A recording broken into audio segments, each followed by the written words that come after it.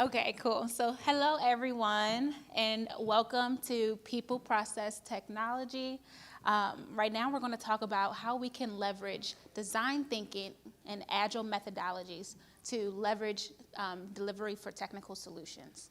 So we're going to dive in and really just hone in on those two principles and how we can really utilize people, process, and technology throughout that entire delivery. So we're going to start out, we're going to be very interactive, okay? So let's get some energy going. I know we just had lunch, so we should be energized. So everyone should have stickies in front of them, and I believe I made sure most people, if not everyone, has a marker. So you are going to need access to a marker and your sticky, okay? If you don't have a marker, maybe you have a pen. Everyone good on that?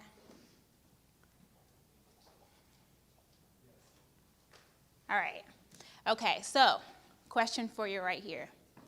What would you fill an empty pool with? It can be anything at all. Hey, I like that one. So go ahead and just write it down on your sticky. It can be anything. It can be more than just one thing. It can be multiple things.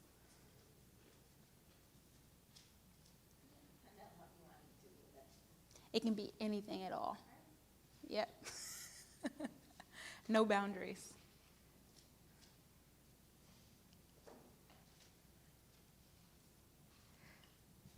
All right, and when you finish, I would like everyone, if you could, just come up and place it on here.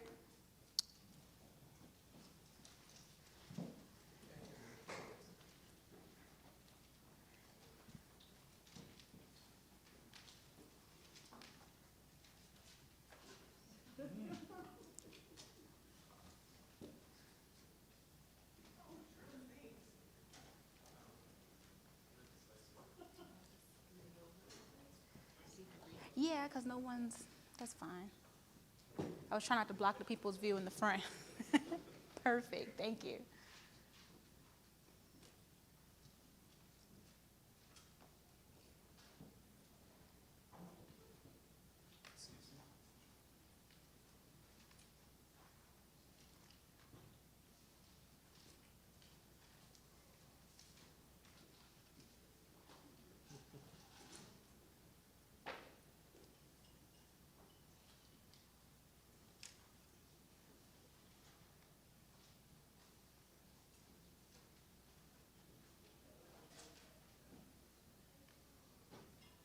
Cool. So thanks, everyone, for your participation on that one. I'm going to come over here and I'm going to read some of the items people said they would put in an empty pool.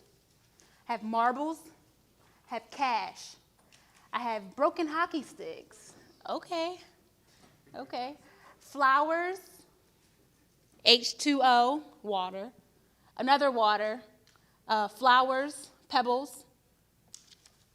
Start putting some together. Nothing, okay. Money, cash and money. Foam, somebody wants to have a foam party. Okay, money, salt water. Diamonds, okay. All right, this person has water, people, mud, whipped cream, and balls. Okay. All right, paper money, ping pong balls, pool resources and money. Okay, more money. There's a lot of money on this board.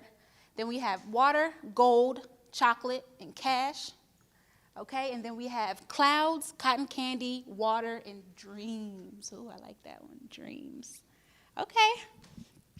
Well, if I had to answer this question, I would just build a whole house within a pool, because I'm currently building my home in Baltimore, and it's taking forever. So I would just love for it to just be plopped down in the pool if I can imagine anything being in there. Go O's, yes. All right. Oh, no. So we'll get that fixed. So what if you had to measure your answers up to a release? So where would your answers fit if you had to measure it up to a release? Thanks. Oh, thank you. Oh. Perfect. So if you had to measure it up to a release, would your items fit into one of these three categories? Most likely it will. So if someone said 2 to 3 large objects, for the people that said they'd fill it with, thank you, with water, gold, chocolate, cash, people that said they'd fill it with water, people, mud, whipped cream, and balls. Other people that said they would fill it with ping pong balls, that's multiple things. And if people that said they would fill it up with water or one object, you would also fall into another category. So if we had to summarize characteristics of these 3 different categories, if you input 2 to 3 large objects, it's likely that you want to make best use of your space. So you wanted to put at least 2 to 3 good things into that pool. It also may be likely that there are high-use items that you want to protect. Or you might just need a garage to put all those things in. All right. Okay, and if you only selected water or one object, it may be, you may be comfortable with the norm, or it may be difficult to accept change, which is okay, because we'll get through this and hopefully, you can think outside of the box a little more easier. Or you might just be hot and want to relax. I mean, it's Florida, right? So many small objects. You may want to make best use of your space, again, just like the first one. And it may be low-use items that are getting in the way. So you just want a place to put them. Or you may need another garage. So if we had to relate it to a release in the way we deliver it, would these fall under waterfall or agile? So by a show of hands, how many people are familiar with waterfall delivery? Yeah, I'm sure most of us, right? All right, and by a show of hands, how many people are familiar with agile delivery? Okay, cool, about the same amount. All right, so if we had to measure these up, so if the pool acted as a fixed time to deliver a release, and you delivered 2 to 3 large objects within that release, are you practicing agile or waterfall? Waterfall? So this is actually could be considered agile, and I'll tell you why. This would be the transformational experience within agile. So we'll get to the next one. What would the next one be? Because then I'll explain why. Yeah, waterfall, right? All right, so this leads into why the first one could be considered agile. While you're in that transformational experience, instead of just utilizing that one object to be delivered, you're working towards to get to your many small pieces within a release. So this can be your transformational experience. Yes, you're doing agile because you're scaling it to your project and you're being able to, work within your means, within your team. But could you be better? So that goes to the last one. What kind of delivery would that resemble? Yeah, agile, right? All right? Okay, so I talked about how both of them could be agile, right? So how can we move from 2 to 3 large objects within a release, still considered agile, to many small objects within a release, the ideal agile experience? We can leverage enterprise design thinking. Okay, so we're going to dive into that. So now I thought I'd just tell you guys a little bit about myself to try to break the water. So I am Anaysha Parker. I am a senior business transformation consultant within IBM's Global Business Services, which is the consulting arm of IBM. And I specifically work in public service, which means I service federal, state, and local government clients. I've had experiences with multiple agencies in delivering for multiple clients. So just a few images. There are 2 images up there of me and my recent travels. I love to travel. I recently took my grandparents and my mom out of the country for the first time to Germany, Paris, and Amsterdam. So that was a great experience. I'm just really grateful I was able to, offer them that opportunity. The image in the top middle, I'm like a brunchaholic is what I call it. So I don't know if anyone is really interested in like breakfast food and brunch. I went to Hash a Go-Go on Sunday, and I was thoroughly impressed. Highly recommend if you're visiting, go to Hash a Go-Go. I am a graduate of North Carolina A&T State University, and then the last image down there is my hometown, Baltimore. So that's where I've been born and raised. All right, so while we're here, business transformation, right? That's the overall, goal of the conference, to elaborate on business transformation. But do we notice that 70% of business transformations fail? The real number is around 70 to 75%, but that's a lot. That's a lot. So how do you prevent your business, your organization, from falling within this? What'd you say? Plan. Hey, that's going to be one of my pain points down here. So the issue is people don't understand these 4 things. Why are they doing it? What to do, when to do it, and how to do it. So why? Your transformation must put the customer and their needs first. In order for your business to benefit, that's one of the things that you really need to hone in on. Putting your customers' needs first, because then your business will excel if your customers are satisfied. What? Determine what kind of transformation is needed. So people say, oh yeah, we want a business transformation. Okay, there's multiple. There may be a process transformation, it may be a digital transformation, it may be a data transformation.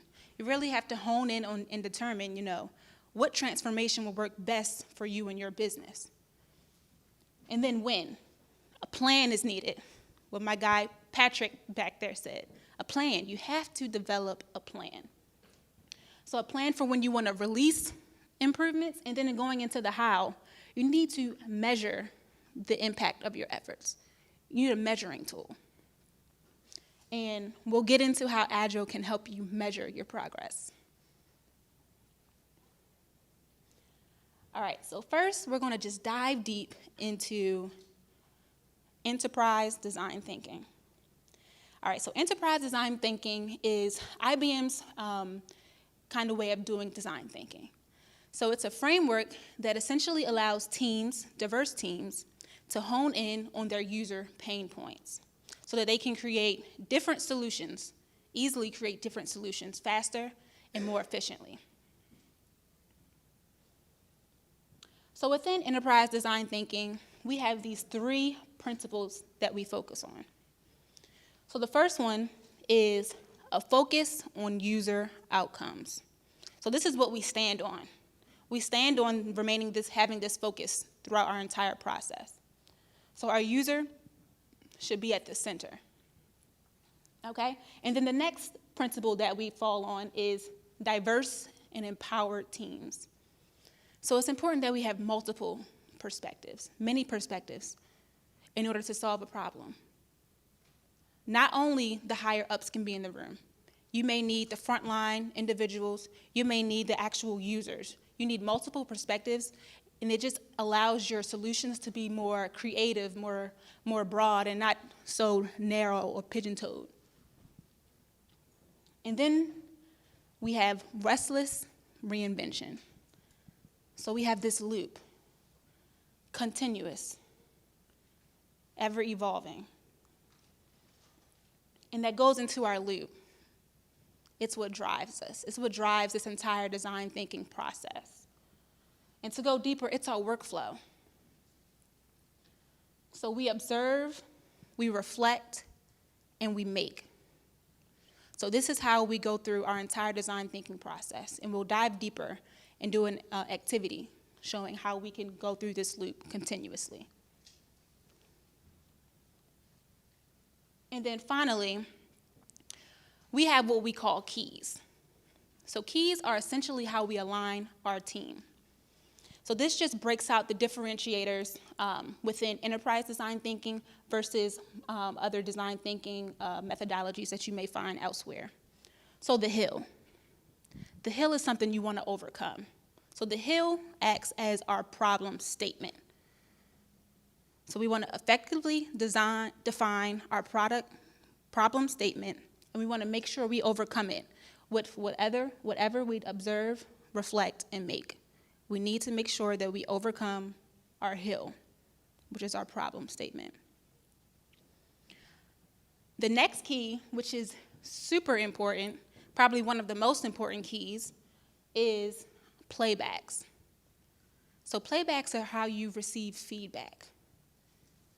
So having the opportunity to, it may be a demo, it may be a report out, it may be any type of interaction with your stakeholder, with others, to receive feedback, to know if you're properly aligned to go over that hill. So continuous feedback is necessary. And then finally, sponsor users. We stress it so much because it's important to have the actual user of your product. So if you're doing something internal, something maybe HR related, it's important that you have the employee that will be the user of that application, the user of that process, to actually try it out. And that's also a way to receive early feedback on your solution. So quickly, are there any questions on the principles, the loop, or the keys? Because we're going to get into an activity. No? Okay.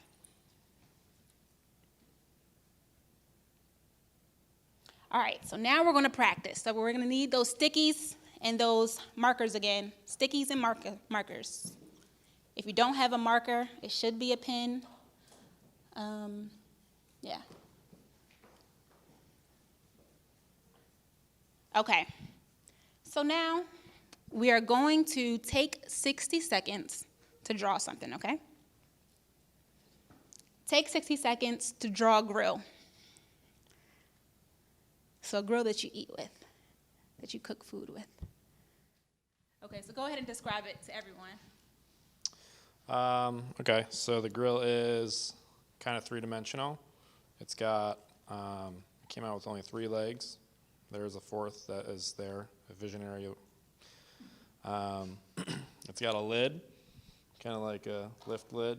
It's got a triangle-shaped lid, and it looks like a square base.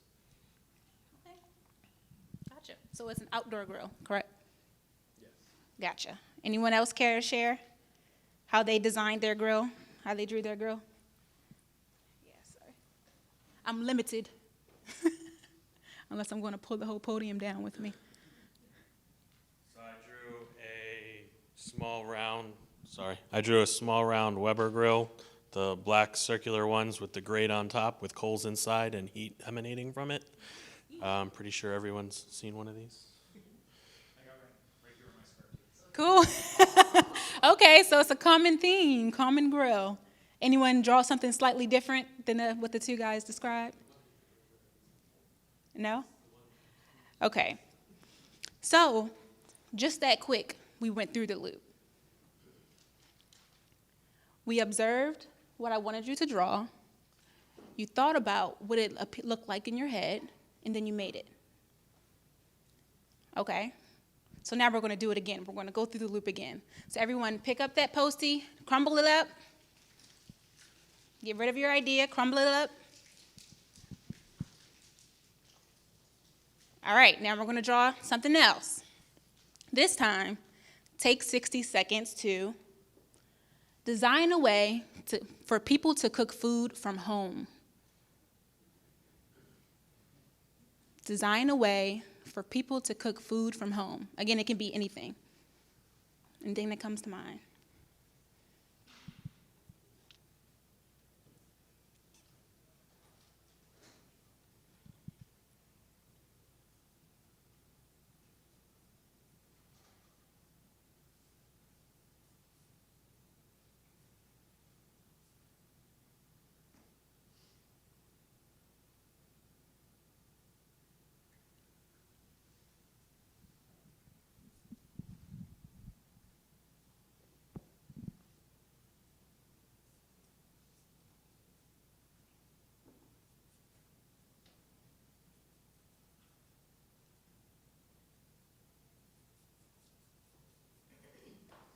All right, anyone care to share how they designed their way for people to cook food from home? No volunteers? Someone want to get voluntold? Okay.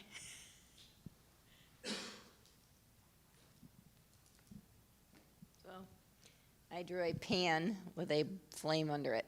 Okay, there we go. So like a stove. All right, any other ways people drew? I just drew an oven with, that you can cook inside and have the burners on the top. Yep. Yep, so there's many ways to cook in a home, right? I'm sure we have at least 3 to 4, methods. Anyone else have something else? Something different? Microwave. Yeah. Microwave. Any others? You can just shout it out. Uber, hey, have it delivered, right? Okay. All right, so we went through that process again, right? Observe, reflect, and make. And this time, did you notice how actually identifying the problem they were trying to solve, how your solutions changed? At first, we said draw a grill. Drawing a grill is a solution.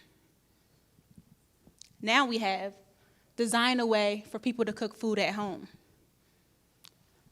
That's a problem. Okay, so now we're going to do it again. Ball it up, ball it up. You're getting rid of your idea, not getting held on to your idea.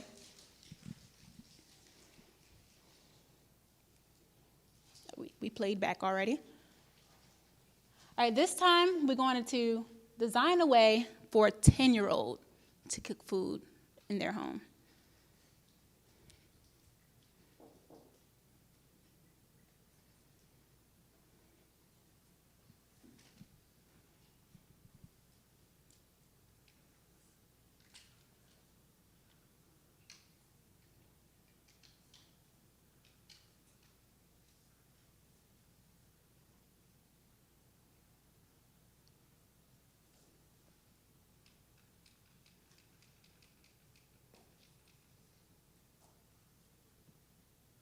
All right, anyone want to share what they drew?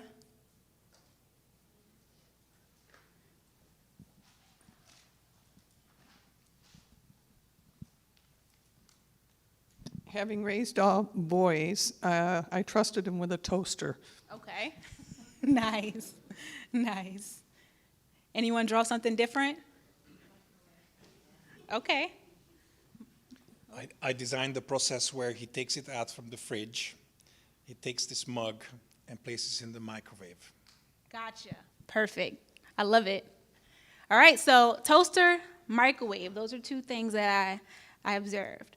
All right, so we went through the entire process of observe, reflect, and make again. And this time, we had a problem, but we assigned a user to it.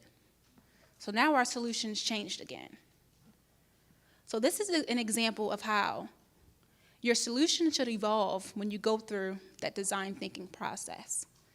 There are multiple tools, multiple activities that you can do to make sure that your solutions are centered on the user. But when you take a step back, instead of just coming in and say, I know the solution is a grill. They want food, they need a grill.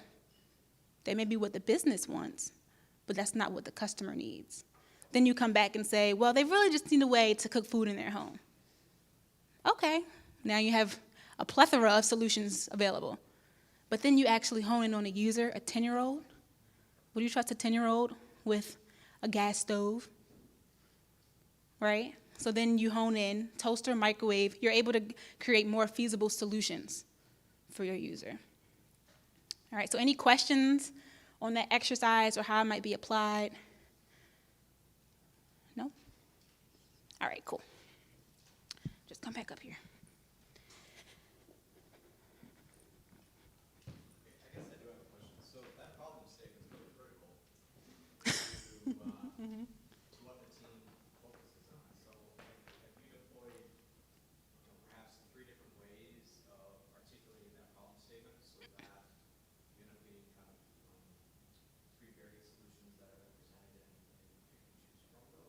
Yep, so that's where you have that continuous feedback. So that's when you have your sponsor users. So remember those 3 keys that we had at the bottom. The hill, your problem statement. The playback, that's you actually, presenting your solution and receiving feedback on it. And then your sponsored user. So you're engaging someone that would actually use your solution and receiving feedback from them. So that will help you throughout your process to kind of navigate to, the most effective solution.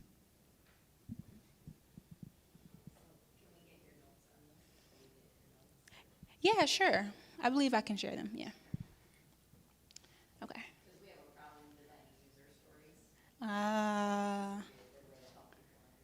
Okay. Yep.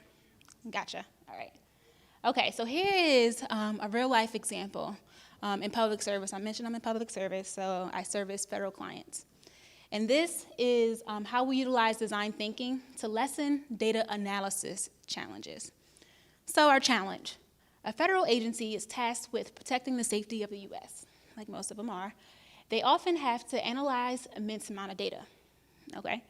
So they would like to reduce the amount of time needed to identify risks or threats so that their response rate increases.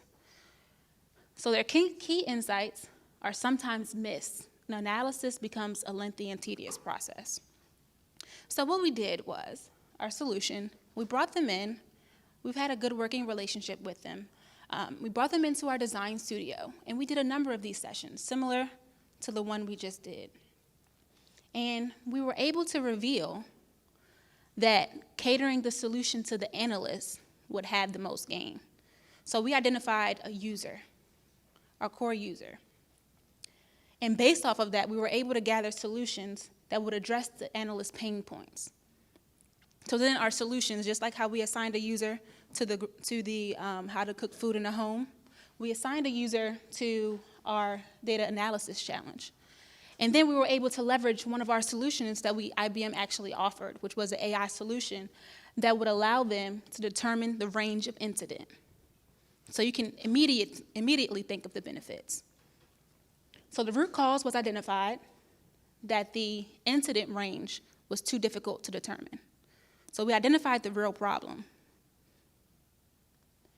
Then we focused on delivering a solution that would eliminate the analyst's pain point. And then, most importantly, time was saved by not focusing on ineffective solutions. So this is how you can utilize design thinking at the beginning, and then we'll also get into later how you can leverage it within delivering a solution. Yep. So in this scenario, is the analyst basically acting as the customer? Yes. And then are you limiting your ability to make this reusable or scalable if you're focusing on each individual analyst? Or are you using analysts as a actor and not as an individual?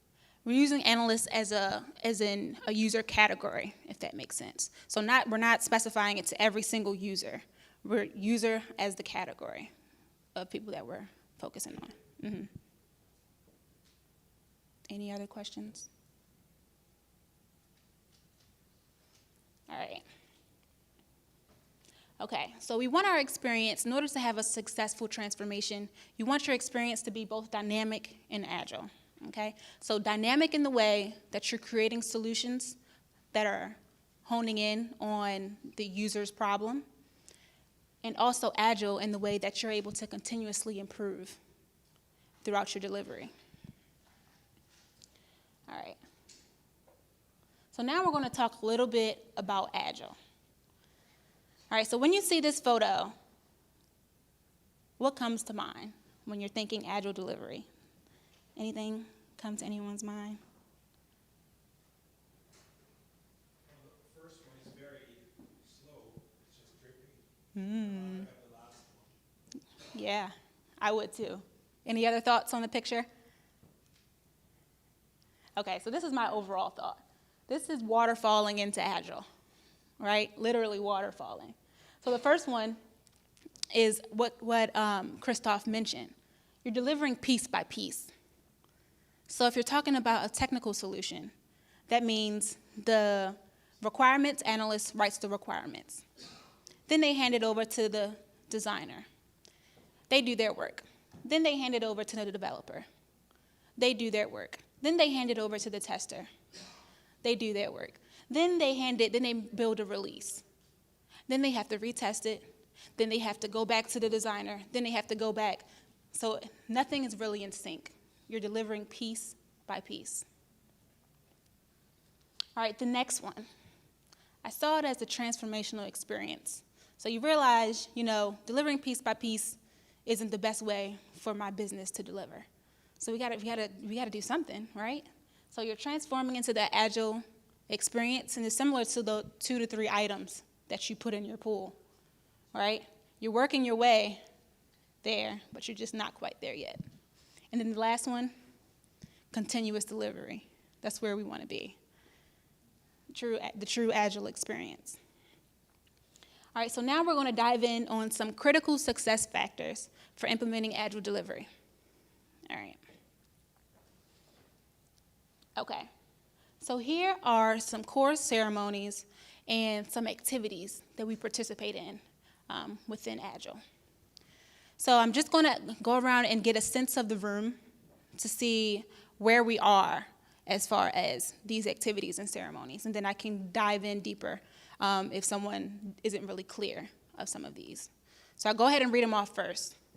So the definition of done: cross-functional teams, test automation, retrospective, story cards, stand-up, burn-up chart, iteration wall, backlog grooming, DevOps, demo, and sprints. Are any of these not so clear? Or should I go over all of them? Okay, so which ones aren't very clear? And I'll definitely... Burn-up chart? Okay, so now I'll go over burn-up chart and story cards because they are heavily related. So story cards are what you use within a sprint planning for the entire team. You're in cross-functional teams. So within the team, you have a requirements analyst, you have a designer, you have a developer, you have a tester, and whoever else you may need. You may need a database administrator, whoever is needed to complete a body of work from start to finish. And within that planning meeting, everyone analyzes the level of effort it takes to complete that. Based off of what they vote on with their story cards, it's usually a number value. So say the team votes it's going to take 10 points to complete this story. Then the burn-up chart, it is a template that's used at the end of a sprint to determine, was it really 10 points? Did it really take 10 points for that team to deliver that story? Or did we have to move it into another sprint because it required more effort?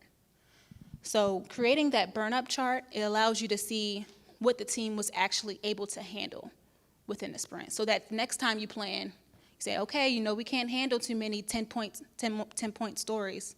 So then it comes as a mechanism to help plan further sprints. We use burn-up chart a little bit differently. Mm-hmm.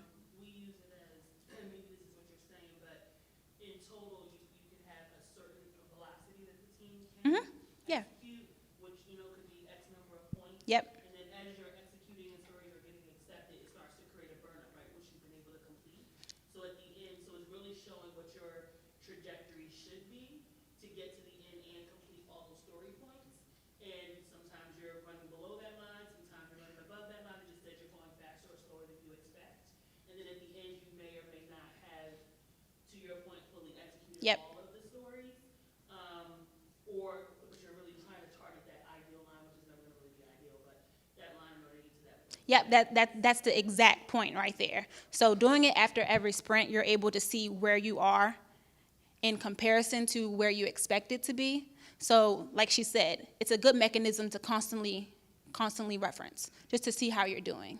But the overall idea is to ensure that the team isn't saying that they're able to do more than they actually can. Yep. Does that concept work outside of dedicated agile pods? Right? Because if I think about people who have production work in addition to project works that you might organize in an agile way, if I gave you a 10-point task and you have 15 points of capacity, you might make it work by only doing 5 points of BAU work, right? When you should really be doing 10. Like I get it when you're locked in the room and it's like, there's only so many hours in the day, there's only so many people. That concept makes a lot of sense, but when you start to say, like, I'm bringing in resources from other places, they can fake it, and it becomes much harder to measure the impact that you're having back in legacy work. So I'm just curious if you, when you think of this, you're saying, no, it requires dedicated people for this to be valuable, or if there's another reason.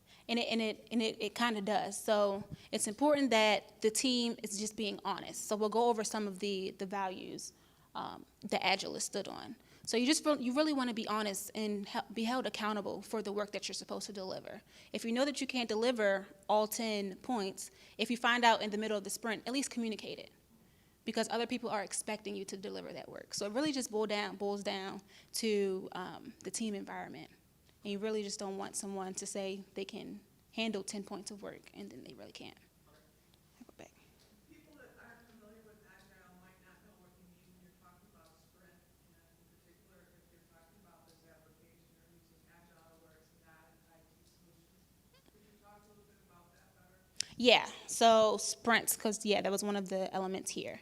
So sprints are essentially a time-bound. They're time-bound areas where you have to deliver work from start to finish. You want to deliver an end product. Now, the time that sprints can occur is roughly around 1 to 4 weeks. 1 week for a really progressive Agile team that's been doing it for a while. 4 weeks is usually a buffer to get teams used to Agile delivery. So it really just depends on your team. Agile is scalable, especially if you're just transitioning into it. But the idea of a sprint is that you start with a requirement and you end with a body of work, no matter what. You end with a body of work. Yeah. On my team, when we use Agile, we don't have fully dedicated people. And the velocity is based on what they can contribute. So if we have people who can only contribute 30%, then our velocity assumes they're only going to be able to do 30% Yep. of their work. So the burn-up chart can still be used because it's only assuming they're going to contribute 30%. It's not assuming 100%. So it's not specific to whether they're dedicated or not. It's just on how well you forecast and understand what work they're going to be contributing to delivering against the sprint objectives versus not. Yeah, thanks for the insight. Cool. Test automation. Yeah. What's underneath all that? So what's underneath test automation? All right. So one of the core purposes of test automation, when you're working in these sprints, really short, time-bound, you can kind of call them releases, really short time-bound releases. When you're delivering this quickly, you want to make sure that you're not breaking the code. So test automation is essential. Some Agile deliveries aren't quite there yet, but they should at least be working towards it. It's essential to make sure that you're able to test your code to validate that your new solution didn't break something else. So having the ability to run off a test with one click, checking after every build, which goes into DevOps, continuous integration. So when a developer is complete with their bit of code, they can press a button, it's automatically delivered to the next environment. Test automation can be kicked off as a smoke test. A smoke test is a body of tests that just validates that the application is working when they deliver code. So there are many different ways test automation can be used and can benefit within your Agile delivery.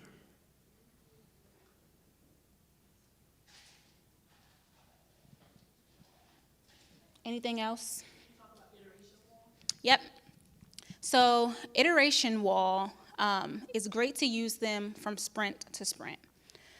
So in a typical technical delivery, you would have on your far left end of your board, you may have the development environment.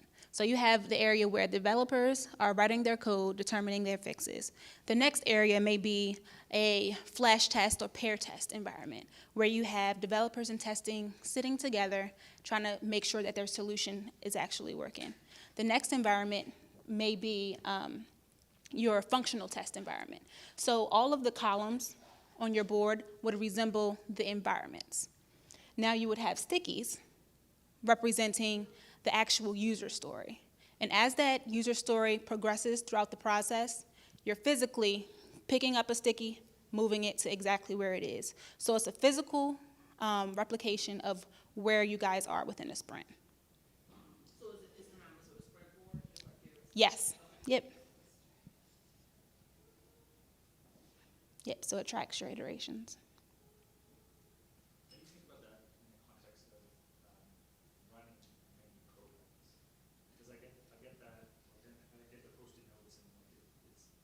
Kanban, I might have 15 of these on the go at the same time. And short of having to go from meeting room to meeting room Yeah. to understand what's going on across all of my teams, like, is there a way to do this at scale, or is it? I know that the programs are fun, but like, is there a way to do this that rolls up to leaders?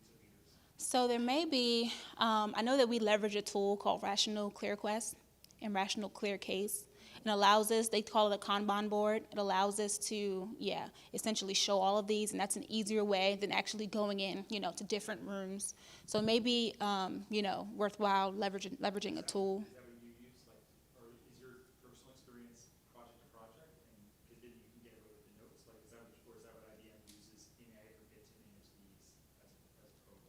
So it depends. So if we're working on a client site, there's usually some type of tool, just so they're able to see, like from your case, so they're able to see the progress of how things are going. But to build the team relationship, we actually have these in our physical rooms that we're still moving them. Because you'll have different scrum masters for different teams. So the scrum master would essentially, manage the one for that team.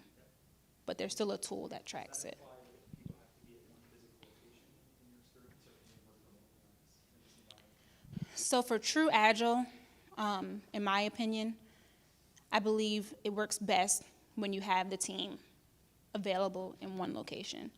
Of course, there may be cases where you have to leverage, virtual communication, but then that's when tools like Rational Clear Case, like I mentioned, is very important to make sure that people are able to see the progress. So.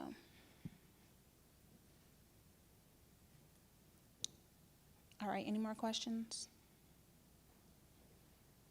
Okay. All right, so these are some of the values. We talked about it a little bit, right? So these are some values that you want to make sure that your team encompasses. So trust, respect, openness, and courage. So when you're delivering work in these short time periods, it's important that you have these things within your team because you're depending upon one another, right? But it also leverages these principles. So you begin with clarity about outcomes. That's where the planning comes in. The team is involved in the planning, so everyone is aware of the work they're actually going to deliver at the beginning of a release before they go into their sprints. Listen, iterate, learn, and course correct. It's a continuous delivery. So you have the opportunity to learn and course correct as you go along. And then self-directed teams unleash innovation. So when you're giving teams the opportunity to really deliver on their own, they don't really have as many dependencies. They don't have to really wait for someone else to complete something else. You may have internal dependencies, but since you're working in the team, you can literally give that person a call, I need you to deliver your solution so that I can work on mine. Versus, okay, send an email, wait 2 to 3 days, for them not to reply, then to give them a call to try to get your work done. So it's really based on open communication and responsibility between the team members. Right. All right, so this may be a little difficult to see, but this is just an overall experience of Agile delivery within for a technical solution. So just walking through the entire process step by step and what occurs. So at the very top left, you have your product owner. So your product owner is an important person for your team. This can be a stakeholder. It's someone who's responsible for answering all of the questions that the team may have regarding the actual solution that they're delivering. So it should be the go-to person that they can communicate with for any of their issues. All right, so the product owner is the owner of what we call a product backlog. So the product backlog is essentially all of the requirements or all of the features that the product owner's organization wishes to be, fulfilled or delivered. So this product backlog is prioritized, and that's how you're able to determine what should go in a specific release, what should go in a specific sprint. So they own that, and they make sure that it's prioritized. All right, and then the team. So after they have a prioritized backlog, the team has a planning meeting. This planning meeting allows the team to get together to understand what can they actually feasibly put in a release. So they're committing to their work that they're actually going to deliver within a release. Okay, and then the sprint backlog task breakout. Essentially, this is actually assigning all of the things that the team said they were going to commit to sprints. So it's just the tasking of their requirements that they're committing to respective sprints. All right, so then now we have our sprint cycle, our sprint delivery. The Scrum Master, very important person. This person is tasked with gathering the team and eliminating all impediments. So they're really just there to ensure the team has all of the resources, everything that they need in order to deliver within their time period. Their sprint, like we said before, 1 to 4 weeks, really just depending on how well-versed your team is in an agile environment. So you go through your 1 to 4 week sprint. At the end of your sprint, you would have a sprint review. So this is similar to that playback that we had in design thinking. This is where you're doing your demo, you're allowing your product owner and their stakeholders to go through and see your implementation, your delivery, and to receive feedback. Then you go through the entire sprint process again. There are usually 4 sprints within a release, so you repeat that process, that circular process, up to 4 times until you have a finished product. So at the end of 4 sprints is when you would usually have a release. Like I said, this can be scaled to best, for your team to be used the best way. So after you have the product increment release, you would then end with a retrospective. Retrospective is very similar to your playback or your demo. The main purpose is to receive feedback. So you want to make sure that you receive feedback from your stakeholders, your users. All right, any questions on the typical cycle for technical delivery in Agile?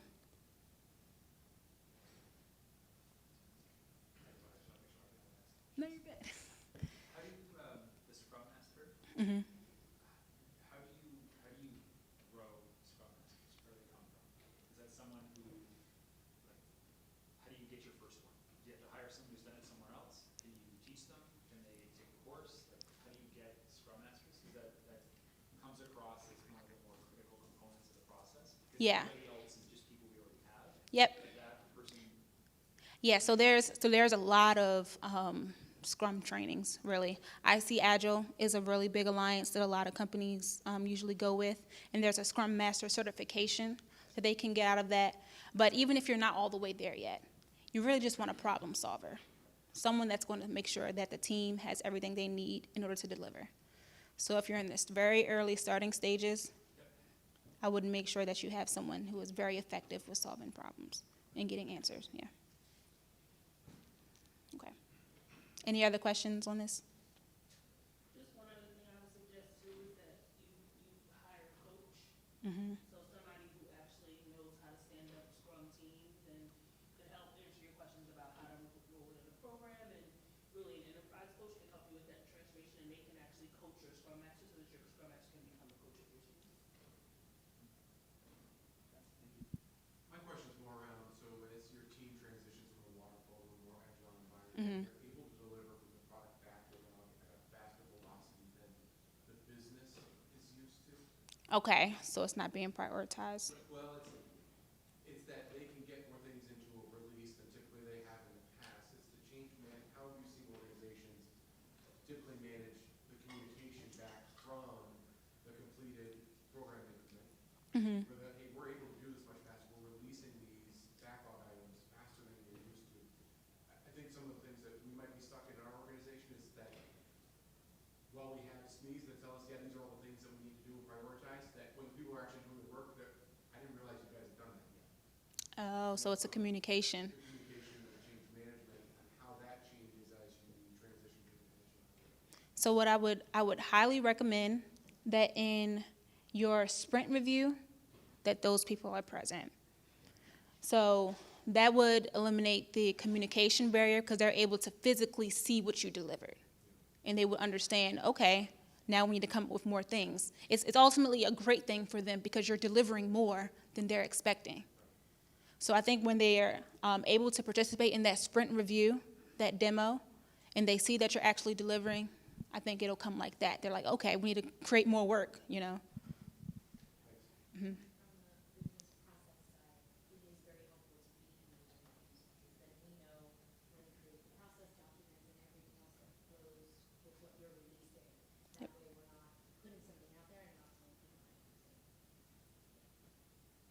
I agree. Yep. Okay. Okay, so detecting agile nonsense. So there are a lot of people out here, you know, teams, organizations that claim they're doing agile. But here are a few key points that detect that it's nonsense, okay? So these are things that you want to stay away from. And the first thing is agile fall. So this is claiming to have quick, resourceful, and adaptive traits, but you really just use stand-ups and call it agile. So stand-ups aren't the only thing that make things agile, you know. It really doesn't make it agile at all. That just means you're at least reporting on what you're doing on a daily basis.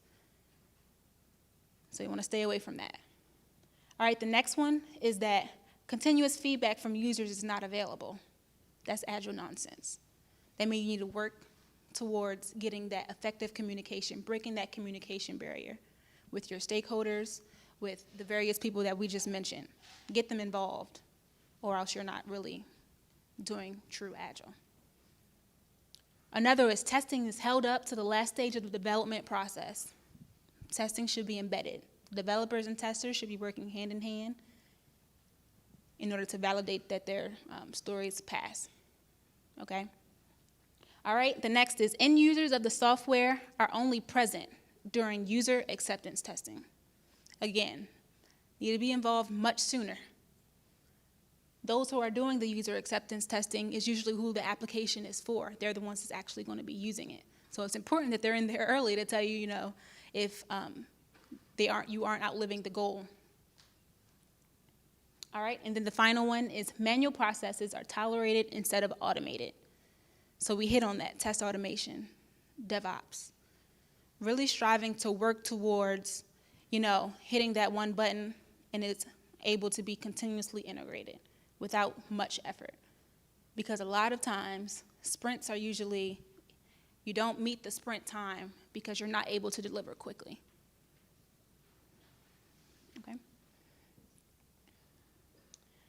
All right, so just to review, the waterfall approach to software development. I talked about it a little bit. But this is when you're delivering things piece by piece. This is when you have your requirements, your design, development, testing, then a deployment. So if you're moving in this, you really just want to reframe your process because this is the perfect approach for waterfall.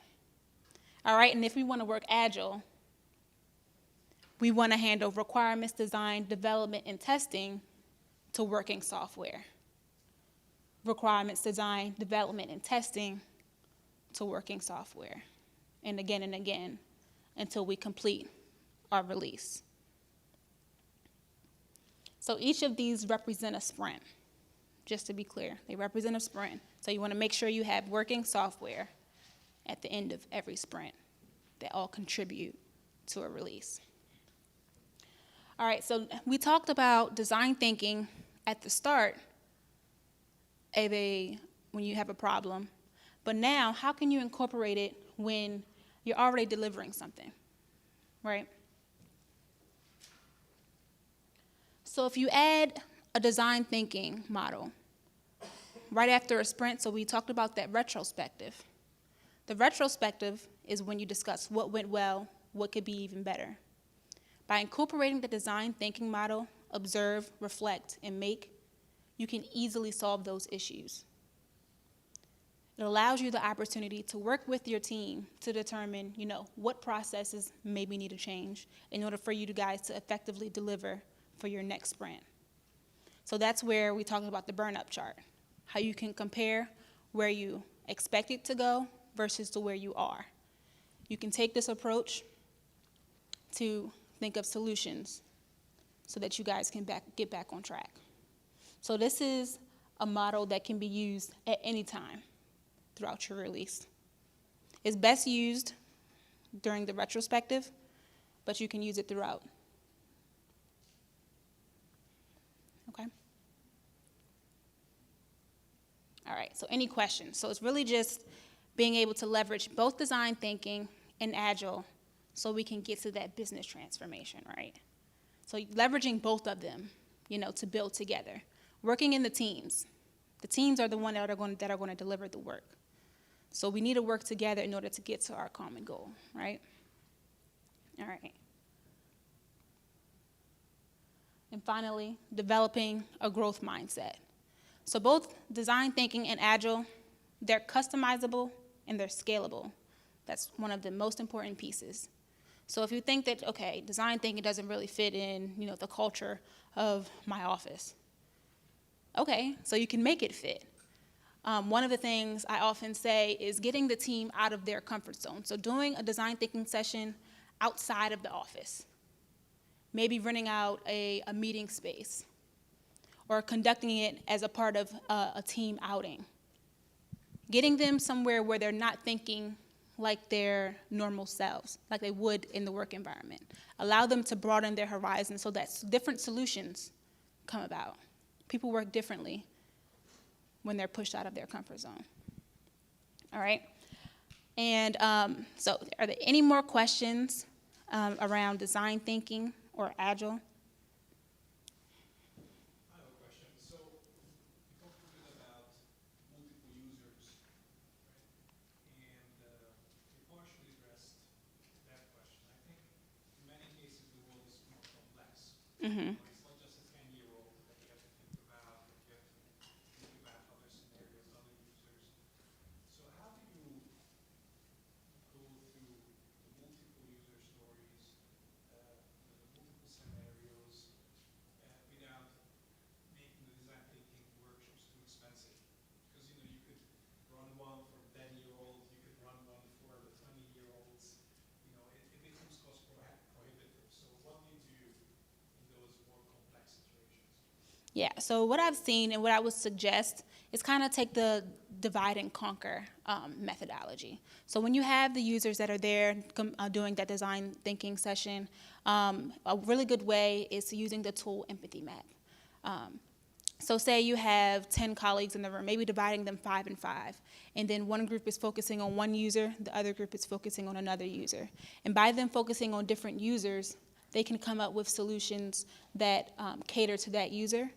And then when they come together, they merge the ideas to come up with a solution that could work for both of their users. So by allowing two different teams to focus on two different users, they're gaining an expertise in their user. So they're going to make sure when you come up with that last solution that their user will benefit from it. So I think it's really important, especially if you have multiple end users to your product or to your service or to your process, that you're analyzing all of them and you're dedicating people to each user to ensure that their needs are met.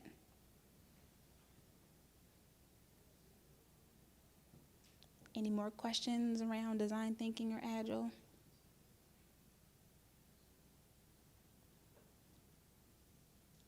Nope? Yeah.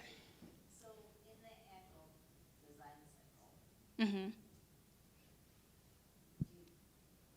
should you always start with whichever, like, You want me to go back? I want to go back to the steps. Sorry. No, you're fine. This. Yeah. So where do you, like, put the user at the center of that cycle? So the user is essentially, and most times the product owner is somewhat the user. So the product owner would usually report to the stakeholders, which are ultimately your user. So that's where the product owner is embedded in your Agile team. So they're there if any questions may come up. And then also when you have these sprint reviews after every single sprint, You ensure that your stakeholders are there. Those are the key people, the most important people really to have at your sprint review.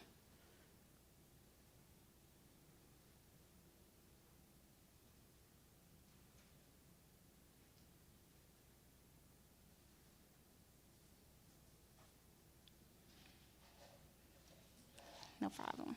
All right, any more questions? No?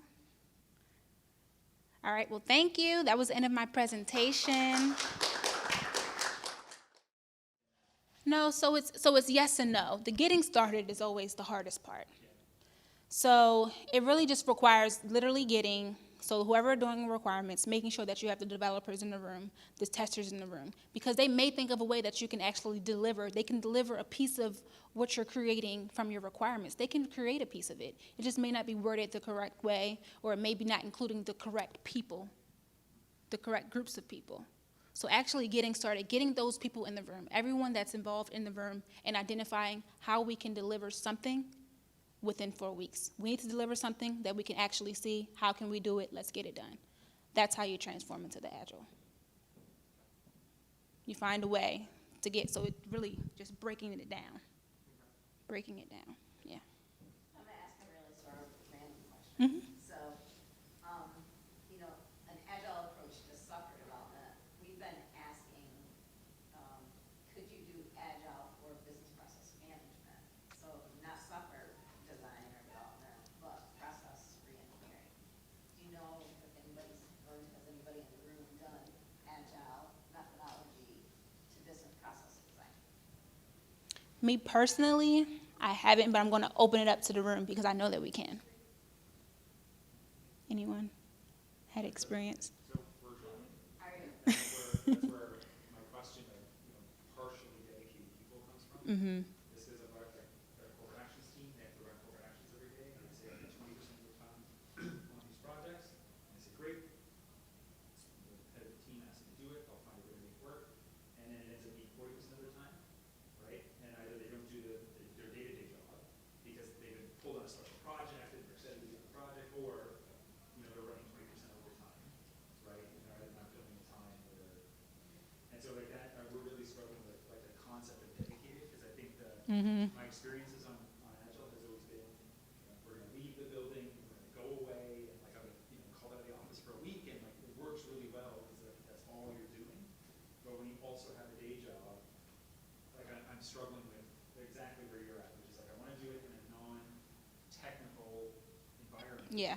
But my subject matter experts are subject matter experts because they run a process every day, and so I need them away, but I can't backfill them. And so that's the piece that I'm struggling with is enforcing the discipline of these 2 hours a day that we need for this task, but no over 2 hours.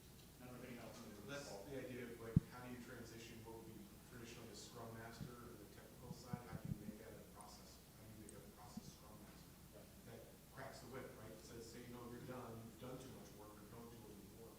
And that's what, because we're trying to, my company is trying to explore what would it look like from the business process side. And implement something, and that's the idea of the scrum master is, who's that role? How does Yeah. that role work? How do you stay on top of that group? Because we're very decentralized. It's not the same as a technology team that might work all together. Yeah, but essentially, Technical team, Go and ahead. we've implemented it, and my team itself is a non-technical team, and we have people who work, I'm in the COE, so we have people who are dedicated to the disciplines where they're delivering projects or whatever, and they have essentially time that they're allocated. It's not really the scrum master that kind of controls their time, it's the individuals, right? And so by making the work more transparent, by looking at minimally viable, and I think that goes to your other comment around how do I take this big behemoth thing and break it down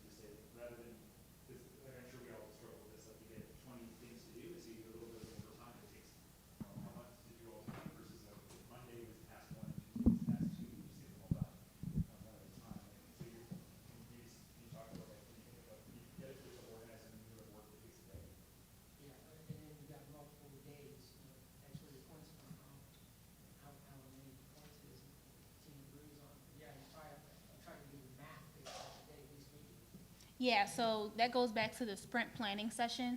The best practice for that is that it may be a full day experience. So getting everyone involved in the same room to evaluate, what they can fit within a sprint, breaking it down. If you have 4 sprints within a release, breaking down each sprint, assigning points to every story to creating a team velocity, like we mentioned before. So I highly encourage to get everyone in the room for just one day. Knock it all out. Everyone's there, so if there are any impediments, any blockers, any dependencies, you can address all of them there. All parties are there. So usually the sprint planning involves everybody. So not just the team, not just the developers, designers, testers, but also including maybe, all the different organizations that have a hand in your delivery. Yeah. And I think the key to what you were saying when you said, like, I have 20 things I want to do and I'm going to do a little bit of them every day, is that your story is supposed to be a unit of value. So to her point, it's supposed to deliver something working at the end of that story, like it's going to be valuable for you. So you wouldn't schedule in 20 things in a sprint if you didn't have the capacity to do 20 things. You would only schedule 5, right? And the goal for that team would be to complete those 5, and they would plan around Yep. those 5 and maybe pull others in if they got through it. So it's really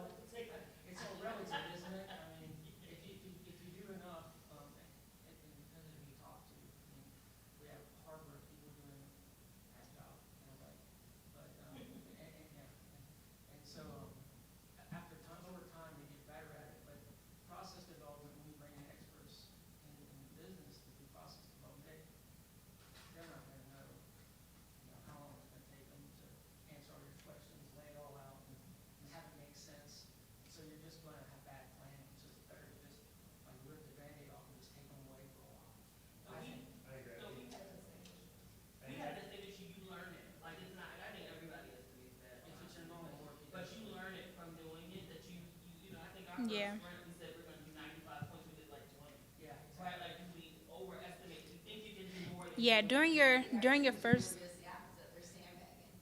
Mm, They're saying it's gonna take me 30 and they do it in 10.